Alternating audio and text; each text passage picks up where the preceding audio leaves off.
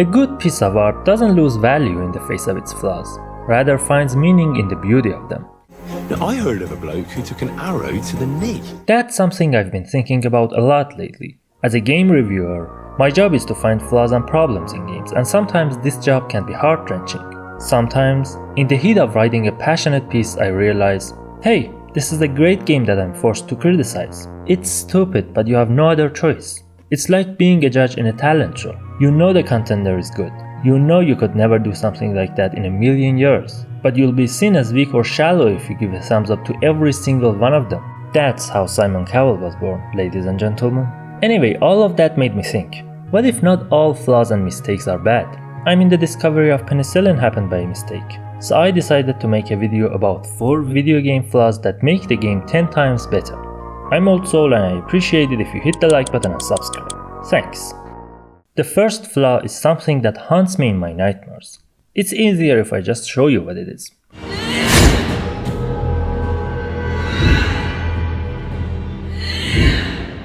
You're fighting a boss. You lose and the screen goes black, but you can still hear it in the background. The sound the boss makes in their attacks, meaning they're still fighting over your dead body. I don't know if it was by mistake or intentional, but this is crazy. The boss has finally lost it, gone full crazy and is fighting against literally nothing. Now who has the courage to stand against such madness for the second time? Reminds me of that Japanese soldier who kept on fighting 30 years after the war was over. The second one is something that I like to call divide and conquer. It usually happens in RPG games, especially older ones. When 2 enemies are standing near each other, blocking your way, slowly you approach one of them until you're in his detection radius. So he charges towards you and attacks, while his friend just watches and waits until you enter his detection radius too. Imagine how ridiculous this would have been in the real world. A guard casually waiting while his fellow is being owned because the enemy hasn't got close enough yet. Maybe the only scenario with something good to come out of it was if this would apply when you want to separate a girl from her ugly friend and talk to her.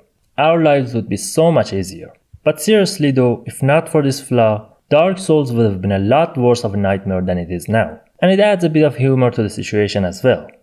Next one happens in games with inventory. It's when you're carrying a literal army's worth of supplies in your pockets and everything's normal. You can run as fast as you like, shoot as fast as you like, no problem. Then you pick a little box of ammo that weighs like 10 grams, and suddenly the inventory is full. That little box will immediately turn you into Flash from Zootopia. You walk slower, fight slower, it's over for you. It would have made much more sense if the effect was gradual and every item would alter your speed or accuracy in proportion to the full inventory. But when you really think about it, that would have been devastating. You would only experience your character's top performance once, never to be seen again after picking the first item.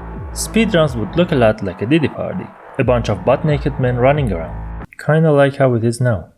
The fourth flaw is probably never solvable unless they start connecting their games to AI or something. It's when in the middle of a mission, usually in non-linear games, an NPC is talking to you and you interrupt them by doing something stupid. No matter how crazy what you did was, they always say a one-liner, show their discomfort, and then continue talking as if nothing has happened. When you learn how to exploit this, you've basically found a minigame within the mission and you can have the time of your life. I've only known him a few months, but... Hey! You want the law on us?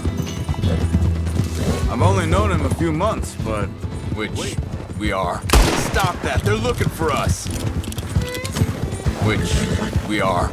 Another similar phenomenon is dialogue skip. This girl is Emerald Herald, a very cool name, but in the marvelous world of internet, they know her as Bear Seek Seek Less. Bear Seek Less. Anyway, that's all I had to say. Can you think of more of these flaws that make video game industry a better place? Do you want a part 2? Tell me in the comment section. I appreciate any form of support, even as small as hitting the like button and subscribe. Thank you, and like always, don't shoot, dare go hollow.